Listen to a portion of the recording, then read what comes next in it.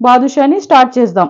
ముందుగా ఒక బౌల్ తీసుకొని అందులో 2 కప్పుల గోధుమ పిండిని వేసుకోవాలి. ఇందులో పావు స్పూన్ ఉప్పు, అర చిటికెడంతా వంట సోడా, 4 స్పూన్ల నెయ్యి వేసి నెయ్యి ఈ పిండిలో బాగా కలిసిపోయేలాగా దీన్ని రబ్ చేస్తూ ఇలాగా కలుపుకోవాలి. ఇలా ఉండగట్టి ఇలా ఉండలాగా ఉండాలి. ఈ స్టేజ్ లో ఉంటే మన పిండి కరెక్ట్ గా సరిపోయినట్టు.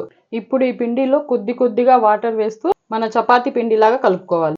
ఇప్పుడు ఈ పిండిని మూత పెట్టి ఒక 10 నిమిషాలు రెస్ట్ ఇవ్వాలి. ఇప్పుడు మనం ఒక గిన్నె తీసుకొని అందులో ఏ కప్పుతో అయితే మన పిండిని కొలుచుకున్నామో అదే కప్పుతో మీరు తినే స్వీట్ ని బట్టి 1:30 నుంచి 2 కప్పుల వరకు బెల్లం వేసుకోవచ్చు. వాటర్ కూడా సేమ్. స్టవ్ వెలిగించి మీడియం ఫ్లేమ్ లో పెట్టుకుని ఈ బెల్లాన్ని ముందు కరిగించుకోవాలి. మన పాకం కరిగిపోయింది కదా, ఈ పాకాన్ని వడగట్టుకోవాలి. ఇప్పుడు ఇందులోనే 4 యాలకులను పొడి చేసి వేసుకుంటున్నాను. బెల్లం కరిగినాక ఈ సిరప్ ని ఒక 5 నిమిషాలు మరిగిస్తే చాలు. దీన్ని ఇలా అంటే కొంచెం జిగటగా కనిపిస్తే చాలు, పాకం రావాల్సిన అవసరం లేదు. ఇప్పుడు స్టవ్ ఆపేసి మూత పెట్టి దీన్ని పక్కన పెట్టేద్దాం.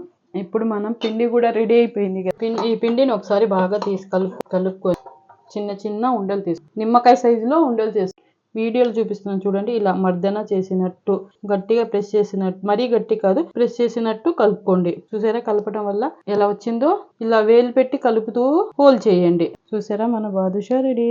ఇలా ఒక ప్లేట్ పెట్టి దీంట్లో వేసుకుందాం. మరొక ఉండ తీసుకొని ఇంకోసారి చూడండి, 2 చేతుల మధ్యలో ఇలా పెట్టుకొని ఇలా తిప్పుకోవాలి. తిప్పుకొని మధ్యలో ఇలా హోల్ చేయాలి.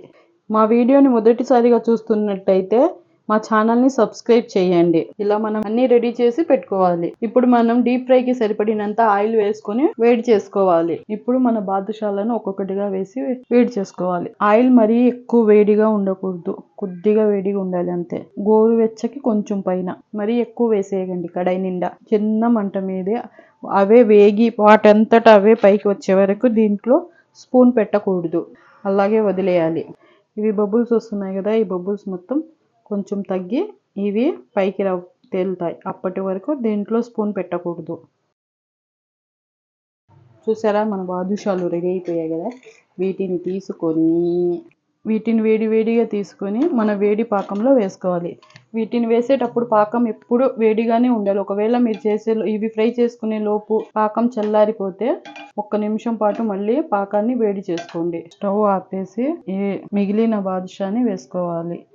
ఆయిల్ ఆల్రెడీ వేడైపోయి ఉండిద్ది. ముందు ఇవి వేసుకొని 1 నిమిషం పాటు ఆగినాక అప్పుడు స్టవ్ ని వెలిగించుకోవాలి. ఎందుకంటే ఇవి ఆల్రెడీ నూనె వేడిగా ఉంది కదా, అప్పుడే వేసేసి ఇంకా వేడి ఎక్కువ అయిపోతే ఇవి లోపల నుంచి ఉడకవు.